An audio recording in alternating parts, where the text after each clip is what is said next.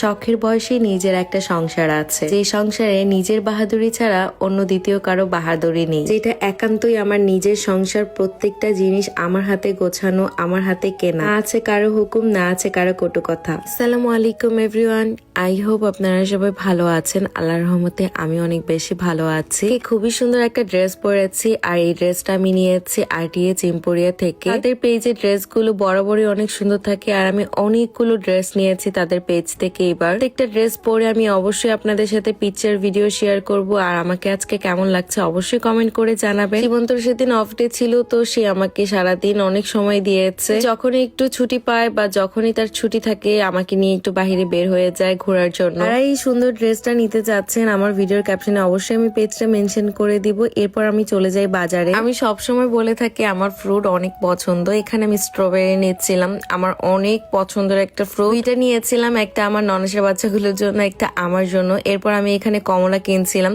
আমার ড্রেসের সাথে কমলাগুলো এত বেশি সুন্দর লাগছিল। একটা জাপানিজ সুপারে গিয়েছিলাম। এরপরে চলে যাই আমরা বঙ্গবাজারে আমাদের মাসের বাজারটা করার জন্য। সেদিন ছিল মাসের 1 তারিখ। আমরা সবসময় 1 তারিখের মধ্যেই বাজার করার চেষ্টা করি। এখানে আমি একটা ডাব নিয়েছিলাম, আমার খুব ডাব খেতে ইচ্ছে করছিল। তো আমাকে যখনই বলে যে আজকে বাজার করতে যাব, আমার এত খুশি লাগে, আমি জানি না কেন। কার কার বাজার করতে অনেক বেশি ভালো লাগে অবশ্যই কমেন্ট করে জানাবেন। বাংলাদেশে যেমন মাছ মাংসের দাম বেশি থাকে, সবজির দাম অনেক কম থাকে, কিন্তু বিদেশে একদম উল্টো।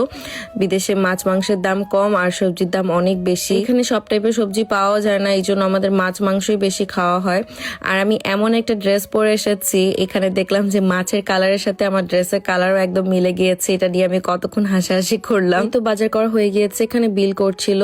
আর বাজারে আসলে না যেটা লাগে না সেটাও নেওয়া হয়ে যায়। বঙ্গবাজারে এক সাইডে আবার এরকম বড় বড় কার্টুন রাখা থাকে। এদিন আমরা অনেক বেশি বাজার করে ফেলি, তখন আমরা এই কার্টুনে করেই সব বাজারগুলো ভরে নিয়ে আসি। আর এই কার্টুনটা একদম ফ্রি, আর আপনি যদি বাজারে ব্যাগ কিনতে চান সেটার জন্য আবার পে করে কিনতে হবে। আসলে সবসময় এই কার্টুনে নিয়ে আসি না, যখনই আসলে অনেক বেশি বাজার করা হয় আমার মনে হয় যে এই কার্টুনে নিয়ে আসাই বেটার। শখ করে এই ডাবটা কিনেছিলাম, মনে করেছিলাম যে মজা হবে না। ট্রাস্ট মি, ডাবটা এত বেশি মজা ছিল, পানিটাও অনেক মিষ্টি ছিল। আর এই বঙ্গবাজারে যান, একবার হলো এই ডাবটা নিয়ে দেখতে পারেন, ডাবটা আসলে অনেক বেশি মজা। একদিন আবার আমার অনেকগুলো পিয়ারের ড্রেস, শাড়ি সবকিছু এসেছে বাংলাদেশ থেকে। এখন যে শাড়িটা আমি ভাঁজ করছি, এই শাড়িটা এত সুন্দর। এই টাইপের শাড়ি আমার এর আগে পরা হয়নি। এই শাড়িটা পরার জন্য আমি অনেক বেশি এক্সাইটেড, কবে যে এই শাড়িটা আমি পরবো। এখন যে শাড়িটা ভাঁজ করছি এটাও অনেক সুন্দর। প্রত্যেকটা শাড়ি এবার অনেক সুন্দর সুন্দর এসেছে। তারপর যে 3টে শাড়ি আমি দেখালাম, এই 3টা শাড়ি আপনারা সানশাইন ফেসবুক পেজে পেয়ে যাবেন। 3টা শাড়ি খুবই গর্জিয়াস ছিল, আর সাথে কিছু হচ্ছে বাটিকের মসলিন শাড়ি এসেছে। সবগুলো শাড়ি আমি হ্যাঙ্গারে করে আমার আলমারিতে ঝুলিয়ে রাখছিলাম। এভাবে শাড়িগুলো রাখলে শাড়িগুলো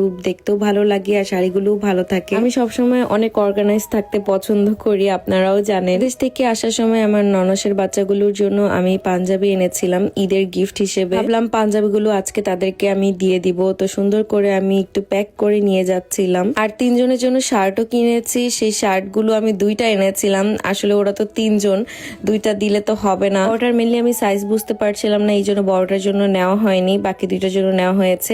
ভেবেছি যে বড়টার জন্য কিনে তারপর শার্টগুলো একসাথে দিব আবার। এরপর আমার ননসের বাসায় গিয়েছিলাম, এরপরে চলে যাই দাইসুতে। আমার কিছু মশলার কৌটো দরকার ছিল আর হ্যাঙ্কার দরকার ছিল, যেহেতু নতুন নতুন আরো শাড়ি এসেছে, হ্যাঙ্কার নেই। দাইসুতে আসলে অনেক কিছু কিনতে ইচ্ছে করে, এখানে অনেক কিছু আছে। তোমাদের সাথে আসলে নিজেকে একটু সংযত রাখি, কারণ ও উল্টাপাল্টা জিনিস একদমই কেনা পছন্দ করে না, আর আমি অনেক উল্টাপাল্টা জিনিস কিনি। আর এই তো ওরাও এসেছিল আমাদের সাথে, মেনলি ওদের জন্যই এসেছিলাম। ওরা হচ্ছে অনেকদিন ধরে খেলনা নিতে চাচ্ছিল মামার থেকে, তো খেলনা কিনেছে, আর এদিক দিয়ে আমি আমার জিনিস কিনেছি। অনেকে জিজ্ঞেস করবেন যে মেঝুটার হাতে কি হয়েছে, ও একটু হাতে ব্যথা পেয়েছে। বাসায় এসে আমি রান্না বান্না শুরু করে দিয়েছি। আমি নতুন একটা কিচেন অ্যাপ্রন কিনে এনেছি, এটা আমার কাছে এত বেশি ভালো লেগেছে, আপনারাও বলবেন কেমন হয়েছে। প্রিন্টটা এত বেশি কিউট, আমার কাছে খুব খুব ভালো লেগেছে।